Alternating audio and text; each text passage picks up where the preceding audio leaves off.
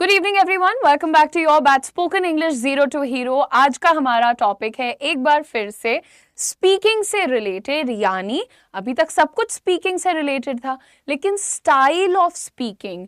तो जब आपने एक्टिव वॉइस पैसिव वॉइस पढ़ा था तो वहां पर भी स्टाइल ऑफ स्पीकिंग, एक बार हमने कहा राम ने खाना खाया और दूसरी बार हमने कहा खाने को राम के द्वारा खाया गया। फिर यहाँ पर कंडीशनल हमने सीखा कि जब भी हम अगर करके बात करते हैं कि अगर ऐसा होगा तो ऐसा होगा, तो हमने कंडीशनल सेंटेंसेस को सीखा। आज मैं शुरू कर रही हूं डायरेक्ट और इनडायरेक्ट स्पीच के बारे में डिस्कशन को। अगर ये बहुत ज्यादा लेंदी हुआ तो इसे 2 पार्ट्स में पढ़ेंगे, अगर ये ठीक ठाक हुआ तो इसे हम एक पार्ट में खत्म करने की कोशिश करेंगे। आगे बढ़ते हैं।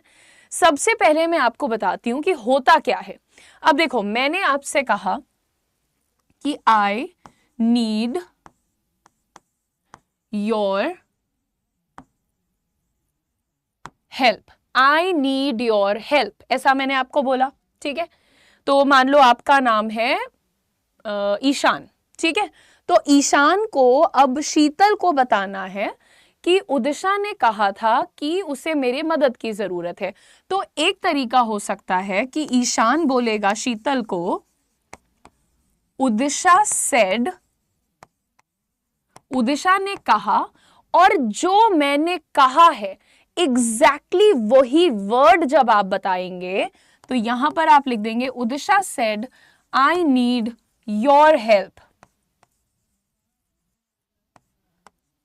ठीक है। I need your help, okay.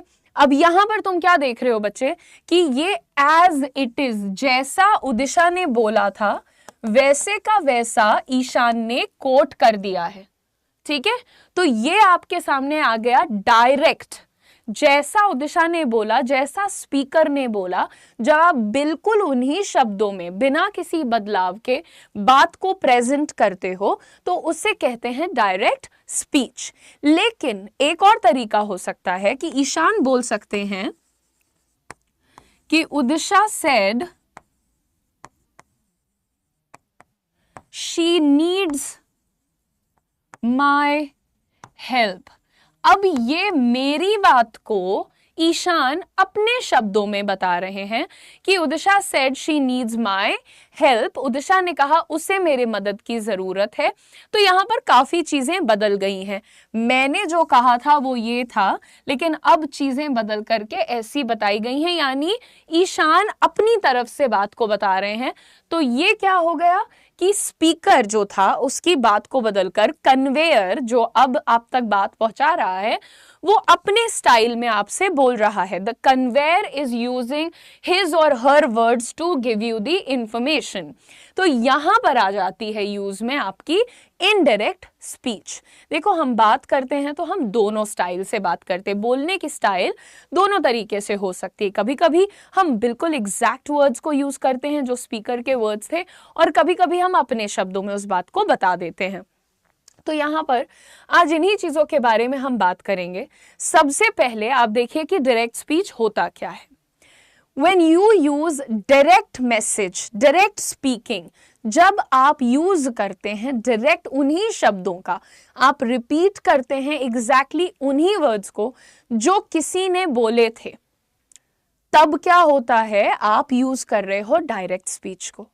To indicate where the speaker's words begin and end, we use quotation marks, यानी कि ये दिखाने के लिए कि कहां पर स्पीकर के वर्ड शुरू हुए थे, हमने यूज किया है कोटेशन मार्क्स को। पहले से आप देख सकते हो ये एज इट इज उदिशा के वर्ड्स थे, तो ये दिखाने के लिए कि भैया ये एज इट इज बोला है उदिशा ने, हमने कोटेशन मार्क्स के अंदर उन्हीं के कोटेशन मार्क्स, ये जो शुरुआत में ऐसा कॉमा लगता है, opening quote and closing quote, तो इसी को हम क्या कहते हैं, we call them quotation marks. आगे बढ़ते हैं गाइस। हमने अभी आपको इसकी डेफिनेशन बता दी है। अब इनडायरेक्ट स्पीच के बारे में भी थोड़ा सा समझ लेते हैं। जब आप रिपोर्ट करते हो कि किसी ने क्या कहा है without using their exact words, जब आप रिपोर्ट करते हो कि उदिशा ने क्या कहा और आप उनके शब्दों का यूज नहीं करते, you are utilizing indirect speaking. You do not use quotation marks and you modify the speaker's word to fit the grammar and punctuation of the sentence in which they are reported. जैसे कि अगर वापस चलें और आपको दिखाएं यहाँ पर कि जब ईशान ने मेरे शब्दों को यूज नहीं किया तो उन्होंने मॉडिफाई कर लिया यहाँ पे कुछ शब्दों को। पहली चीज, आपने कोटेशन मार्क्स नहीं लगाए।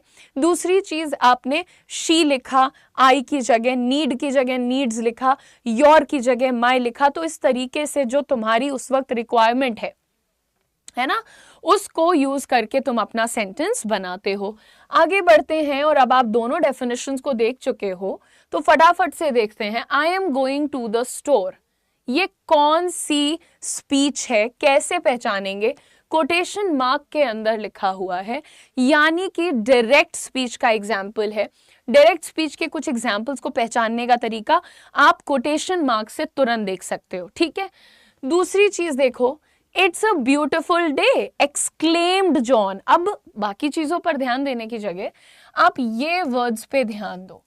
जब आप सिर्फ किसी बात को कह रहे हो, यानी कि एक तरीके से एक अनाउंसमेंट कर रहे हो, तो वहां पर हम वर्ड यूज करते हैं सेड, उसने कहा, है ना। और जब हम किसी चीज को लेकर के एक इमोशन दिखाते हैं, सरप्राइज दिखाते हैं, एक किसी भी प्रकार की भावना को प्रेजेंट करते हैं, तो वहां हम यूज करते हैं एक्सक्लेम्ड। अगर मान लो कोई कहता है कि अरे मुझे चोट लग गई, आउच आई एम हर्ट, तो अब ये जो अचानक से उन्होंने चोट की भावना दिखाई है वो भी क्या है, एक एक्सक्लेमेशन है बाय जॉन, जॉन के द्वारा, वो भी एक सडन एक्सक्लेमेशन है। यानी कि जब आप भावना दिखाते हो ऑल ऑफ अ सडन, या कोई इंस्ट्रक्शन देते हो, या कोई प्रकार की इमोशन दिखाते हो, तो उसी को हम कहते हैं एक्सक्लेम किया किसी ने, ठीक है। नेक्स्ट देखिए, please turn off the lights, mom told me, mom ने मुझे इंस्ट्रक्शन दिया है कि लाइट बंद कर देना, ठीक है। तो यहां पर जब भी हम एक इंस्ट्रक्शन की बात करेंगे कि लाइट बंद कर दो, दरवाजा बंद कर दो, कमरा साफ कर दो, इंस्ट्रक्शन की बात अगर है तो हम क्या यूज कर रहे हैं, टोल्ड वर्ड को यूज कर रहे हैं डायरेक्ट स्पीच में। इसी तरह से नेक्स्ट सेंटेंस में देखिए, I will meet you at the library said Tom. Tom ने सिर्फ एक अनाउंसमेंट किया, उसने किसी को कोई इंट्रोडक्शन नहीं, इंस्ट्रक्शन नहीं दिया। उसने क्या बोला कि मैं तुमसे लाइब्रेरी में मिलूंगा। ऐसे ही आगे देखते हैं, we are going to the beach tomorrow announced Mary. यहां पर कह रहे हैं कि हम कल बीच पे जा रहे हैं, इस बात का अनाउंसमेंट किया, सबके कानों तक एक बार में पहुंचाया। We are going to the beach tomorrow everyone, इस तरह से एक घोषणा करी, तो क्लियरली अनाउंस्ड लिख दिया यहां पर, ठीक है। तो सेड भी यूज हो सकता है, लेकिन अगेन ये छोटे छोटे वर्ड्स पे आपको ध्यान देना है। इनडायरेक्ट स्पीच देखते हैं कुछ एग्जांपल्स में। Sarah said that she was going to the store. अब सेड को हमने एज इट इज लिखा है, लेकिन एक वर्ड आ गया है दैट। सारा ने कहा कि वह जा रही है स्टोर। आगे देखो, John exclaimed that it was a beautiful day.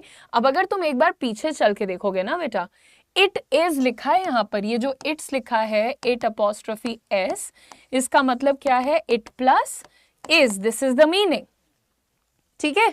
तो यहां पर आप it is a beautiful day बोल रहे हो, और जब यही बात कोई और आपकी दोहराएगा, it is a beautiful day, मैंने अभी कहा है, लेकिन जब तुम किसी और को बताओगे कि उदिशा मैम ने कहा था कि आज एक सुंदर दिन है, तो आपके लिए तो ये पास्ट हो जाएगा, राइट। तो इसी तरह से जब आप इसी सेंटेंस को बदल रहे हो, इट वॉज कर दिया आपने, जॉन एक्सक्लेम्ड, जॉन ने एक भावना बताई, दिखाई कि आज का दिन बहुत खूबसूरत है। Next, mom told me to please turn off the light, mom ने मुझसे कहा था कि लाइट बंद कर दो।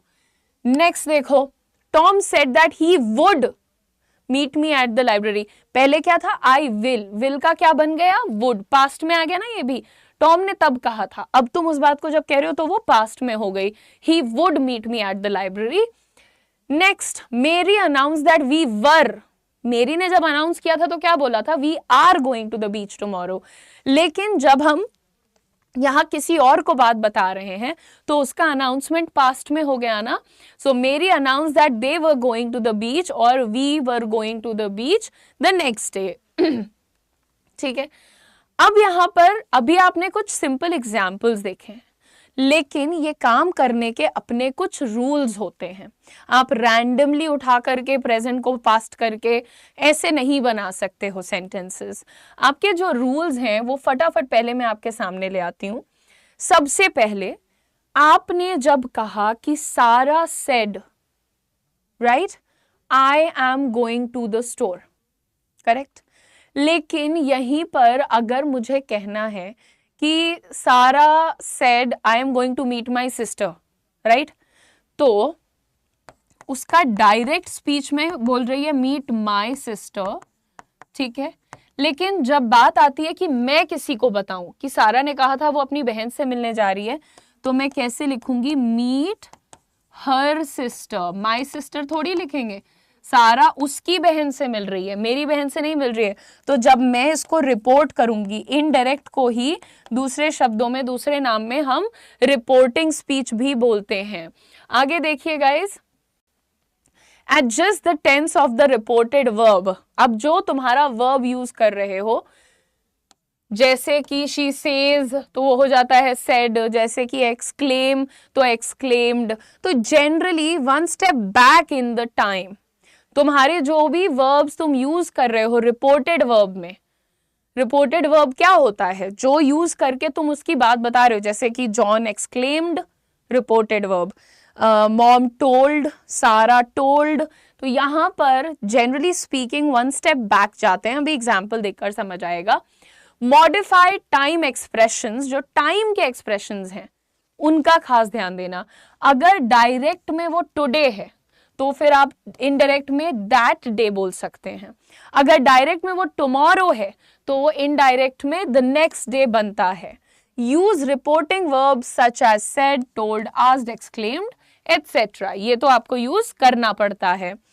If the sentence is a question, change it to a statement and use the appropriate reporting verb. अगर आपका जो सेंटेंस है वो एक सवाल है, जैसे अगर मैं यहां पर लिखूं सारा asked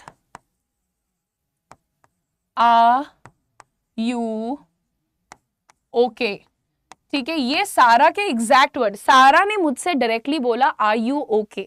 अब यही बात जब मैं तुम्हें बता रही हूं कि सारा ने मुझसे क्या कहा था, तो मैं लिखूंगी सारा आस्क्ड एम आई ओके। एम भी क्यों, एक्चुअली पास्ट में करो ना इसको, वॉज आई ओके, और देखो अब हमने क्या लिखा, वॉज आई ओके लिख दिया यहां पे, ये गलती है। ये जो है कि ऑक्सिलरी वर्ब पहले आ रहा है फिर सब्जेक्ट आ रहा है, ये तो क्वेश्चन है, लेकिन जब हम इसको इनडायरेक्ट स्पीच में बदलेंगे तो एक क्वेश्चन क्या हो जाएगा, सेंटेंस बन जाएगा। तो वन सेकेंड, सेंटेंस बनाने के लिए सारा asked if I was okay, ठीक है, अब ये सेंटेंस बन गया है। यहां पर पहले ऑक्सिलरी था बाद में सब्जेक्ट, तो ये क्या है, क्वेश्चन है, इंटेरोगेटिव। लेकिन अगर पहले सब्जेक्ट बाद में वर्ब है तो ये क्या है, सीधा सेंटेंस है। आगे बढ़ते हैं गाइस, बात करते हैं। She said I will be there by 5 PM, ये आपका एग्जाम्पल सेंटेंस है, ठीक है। उसने कहा और उसके एग्जैक्ट वर्ड कोटेशन मार्क्स के अंदर हैं। यहां पर जब हम इसको बदल रहे हैं, क्वेश्चन एक आपको दिखाते हैं, ही आस्क्ड, अच्छा एक्चुअली मैं आपको कुछ और बताना चाहती हूं। देखो जब एक सिर्फ अनाउंसमेंट होता है तो उसको बोलते हैं स्टेटमेंट, उसने ऐसा कहा तो उसके लिए यूज किया सेड। जब किसी से सवाल पूछना है तो ही आस्क्ड, ठीक है। कमांड देना है यानी किसी को इंस्ट्रक्शन देना है तो हम वर्ड्स यूज करते हैं the coach shouted, the coach instructed, the coach told etcetera. ये कमांड यानी कि आदेश की बात हो गई। सिमिलरली गाइज हमारे पास सारे एक्शंस के लिए वर्ब्स हैं, जैसे एक्सक्लेमेशन है यानी अचानक से दिखाई गई कोई भावना है।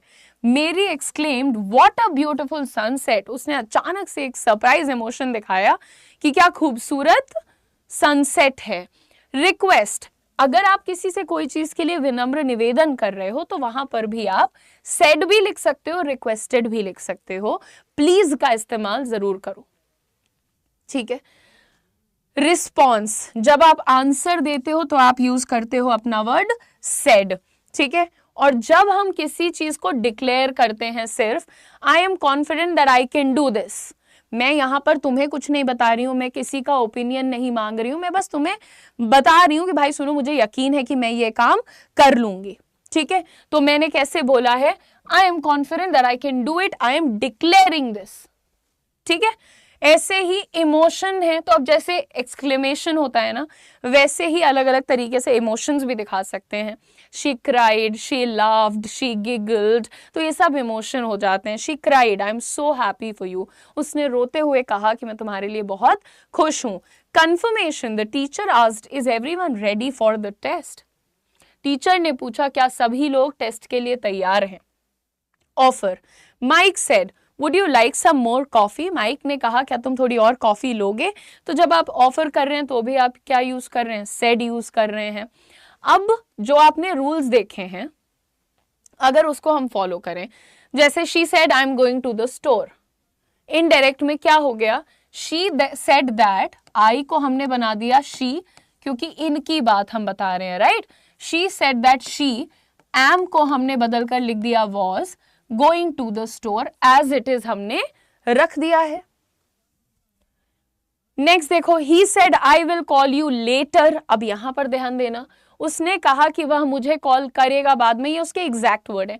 जब मैं तुम्हें अपने शब्दों में बताऊंगी, ही सेड तो पहले क्या ऐड किया है, दैट यूज किया है, ठीक है, इनडायरेक्ट में दैट लगता है। He said that, he will को बना दिया past, he would call, you की जगह मी लिख दिया क्योंकि वो मुझे कॉल करेगा बाद में, he would call me later. अब आसान है ना। They said we have finished our project, उन्होंने कहा हमने अपना प्रोजेक्ट पूरा कर लिया है। इनडायरेक्ट स्पीच में दे सेड, अब वी जो है वो अपने लिए कह रहे थे, है ना। अब जैसे आप और मैं एक टीम है तो हम बोलते हैं we are working very hard, हम लोग बहुत मेहनत कर रहे हैं। लेकिन जब बात आती है आगे कि आपके घर वाले अगर बात करेंगे कि ये लोग तो बहुत मेहनत कर रहे हैं, हम कैसे बोल रहे हैं, वी आर वर्किंग हार्ड। लेकिन अगर थर्ड पार्टी बोलेगी तो कैसे बोलेगी, they are working hard, right. तो वैसे ही वी की जगह हमने दे लगाया। They said they had finished their work, have का पास्ट फॉर्म हमने हैड बनाकर लिखा यहां पे, ठीक है। नेक्स्ट देखो, it's raining outside, she said, अब ये आपके सामने एक ऐसा इमोशन टाइप का भी हो सकता है, अनाउंसमेंट टाइप का भी हो सकता है, तो वो तुम फील कर सकते हो। देखो यहाँ पे तुम बोल सकते हो she announced that it was raining, it's की जगह वाज करना मत भूलना, इट वाज रेनिंग आउटसाइड। इसी तरह से I love this song, he exclaimed, उसने कहा कि उसे ये गाना बहुत पसंद है। ही एक्सक्लेम्ड दैट, इनडायरेक्ट कैसे शुरू होगा, he exclaimed that he loved that song, यहां दिस लिखा है तो इनडायरेक्ट में दैट बन गया है। अब ये जो मैंने आपको यहाँ पर एग्जाम्पल्स कराए हैं ये मैं इसी पीडीएफ में ऐड कर रही हूँ ताकि आप कुछ और अपनी तरफ से देख लें और थोड़ा सा प्रैक्टिस कर लें। ये पीडीएफ हम आपको एज इट इज अटैच करवा देंगे। जितनी भी चीजें यहाँ पर पढ़ी हैं टफ मत समझना चीजों को, हल्की फुल्की से बदलाव के साथ प्रोनाउन और प्रेजेंट का पास्ट ये करते चलना और आसानी से देखना कि कितना बोल पा रहे हो, ठीक है। ये हो गया आपका डायरेक्ट और इनडायरेक्ट स्पीच का यहाँ पर खात्मा। बहुत ज्यादा कोई बड़ी बात थी नहीं, राइट। 2-4 चीजें दिखाई हैं, बताई हैं, समझाई हैं। जो आपको समझ आया है आप मुझे बता दीजिएगा। अगर कोई डाउट है तो नोट डाउन करके मुझसे अगले लेक्चर में जरूर मिलिएगा। Thank you so much for watching the class everyone. Keep revising and keep practicing. ये पीडीएफ में प्रैक्टिस भी इसी में ऐड कर दिया ताकि आपको कोई परेशानी ना हो। So thank you so much everyone, God bless you. मैं आप लोगों से मिलती हूँ बहुत जल्द। Bye bye.